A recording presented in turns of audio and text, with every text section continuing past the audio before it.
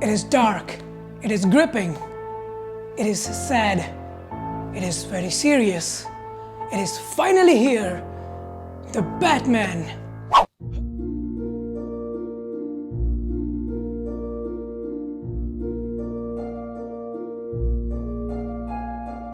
Oh God! God, I've finally seen it. I've seen it. I've seen this film. I've seen the Batman. Oh my God. You know what? This is not an overreaction. You don't know how much I've waited for this film. I've seen all the vlogs of behind the scenes. I've read all the blogs right from when the movie was announced and when Ben Affleck, my favorite Batman, was attached to this till today. And finally I've seen it. You know what? It's so compelling, truth of my life, that you cannot imagine how much I am liking this particular vibe that I have finally seen this film. Fear is a tool. But when that light hits the sky. Hi, this is Prateek and this is the non-spoiler review. Yes, today, 4th of March 2022, I've finally seen The Batman.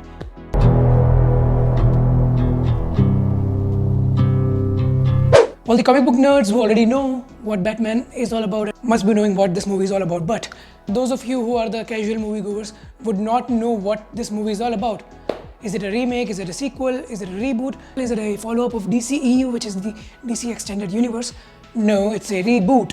We have seen Batman in different iterations over the years, over decades. This particular version of Batman is not charismatic playboy Bruce Wayne as we have seen traditionally. He is essentially a sadistic person who is broken, traumatized by the past experiences of his life.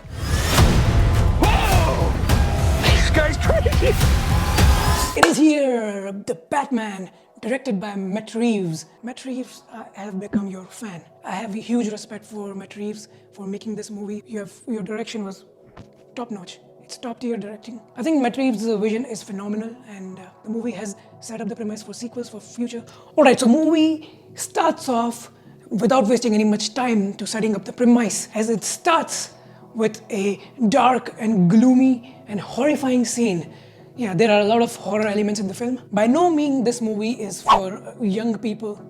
Unlike Marvel Cinematic Universe, unlike any other recent DC theatrical releases, this movie is not at all a fun film, although it has an occasional situational humor. But overall, the movie has a serious tone. Right from the beginning till the end is very serious. And one particular thing is the movie is 3 hours long, and many people will have a complaint.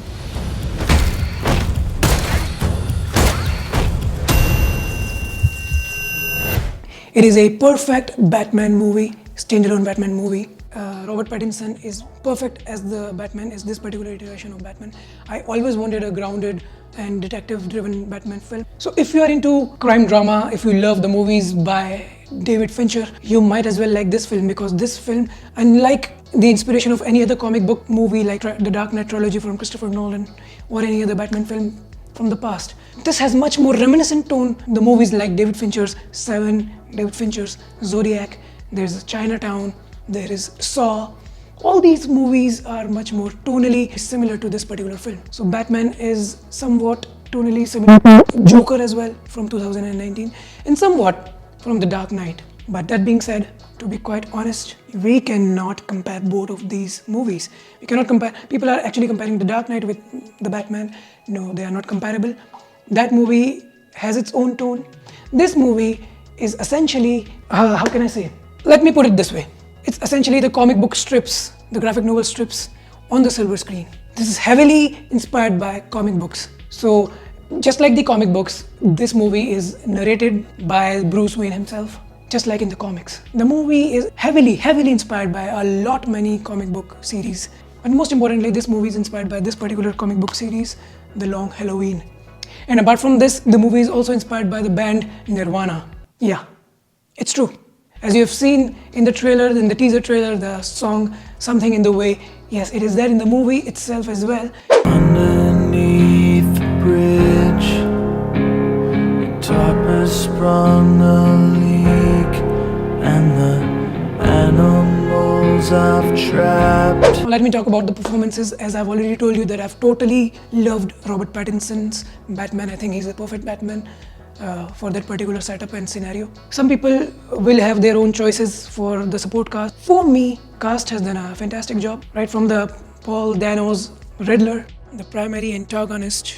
It is for the first time in the history of the cinema that we see the character of Riddler taking so seriously. The primary antagonist in the film Riddler, played by Paul Dano, is so serious and is mysterious. He's a serial killer just like Zodiac Killer.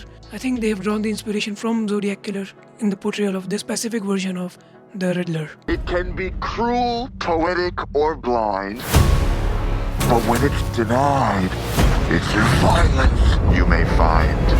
I think he is the second best villain I've seen in a Batman film, right after Heath Ledger's Joker. And that's a bold statement. I think he was so frightening. At some point I even thought that it's a horror movie. The whole vibe of the character was truly frightening and terrifying. Again, even Zoe Kravitz has done a fantastic job portraying the character of Catwoman. She was textbook Catwoman, right? Quite similar to the comic book counterpart of the character. Selena, don't throw your life away. Don't worry, honey. I got 9 of them. Now, Colin Farrell. A lot many people have loved the character, as I've seen in the reviews. Whoa, take it easy, sweetheart. The character of Penguin, played by Colin Farrell. You can't even imagine that this particular person is Colin Farrell if nobody would have told you. Full marks to the makeup team for such great, genius makeup. I got you!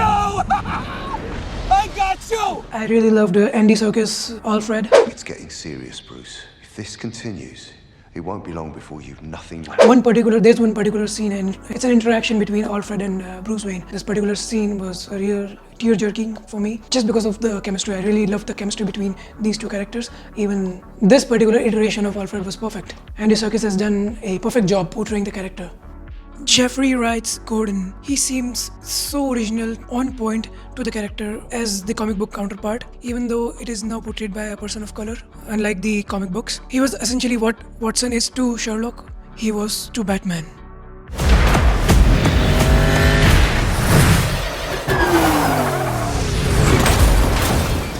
Although the movie is perfect, right? But it does have flaws. Despite its flaws, the movie is perfect for me, in my opinion, obviously.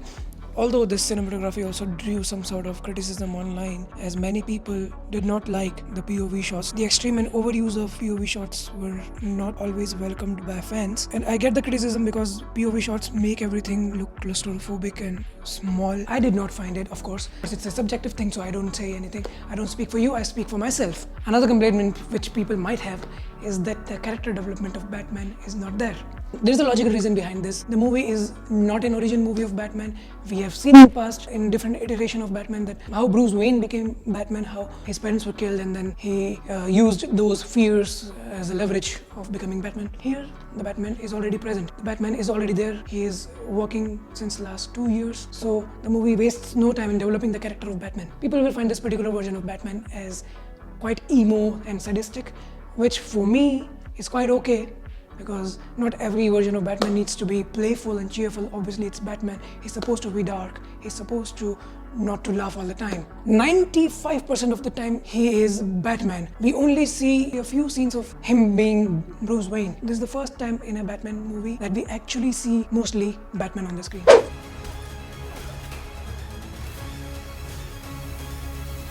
The technical aspect of the movie is the USP of this particular film, and the best part of the movie is the cinematography and soundtrack.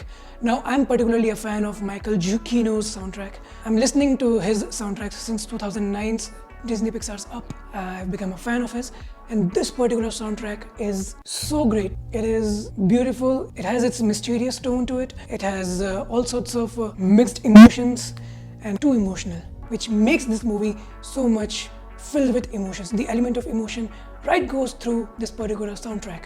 So I believe that this soundtrack should get at least a nomination for Oscars for next year. Let's talk about the cinematography. I'm a big fan of cinematography. As a cinephile myself, I have always been keen on taking notes about how to shoot videos, and this particular movie has a fantastic cinematography. Specifically, these POV shots are my favorite. This movie have a lot of POV shots, a lot of close-up shots. Alright, it's time to spill the beans and draw my verdict. The movie is a masterpiece filled with insane amount of noir crime thriller vibe, set in a dystopian world of Gotham City, something which was missing elementally in live-action Batman movies. For all the comic book Batman fans, this movie is a treat, although general audience might find this movie a bit dark and dragging due to its length. But the movie itself is so intense and gripping that you barely feel any time passing by. By no means this movie is not flawed. The movie could avoid a certain montages and scenes and still it would not have made any differences. But even so, this is a perfect masterpiece Batman movie, very well crafted by director Matt Reeves, and the portrayal of Batman by Pattinson is absolutely bonkers. While Christopher Nolan's The Dark Knight remains untouched and this movie cannot draw any comparison, I will be going to theaters for a few more repeated viewing to draw my definitive conclusion. But as a lifelong Batman fan who waited for so long to see a Batman movie just like this, for now I would give this a solid 9.5 out of 10. Outstanding. Thank you for watching.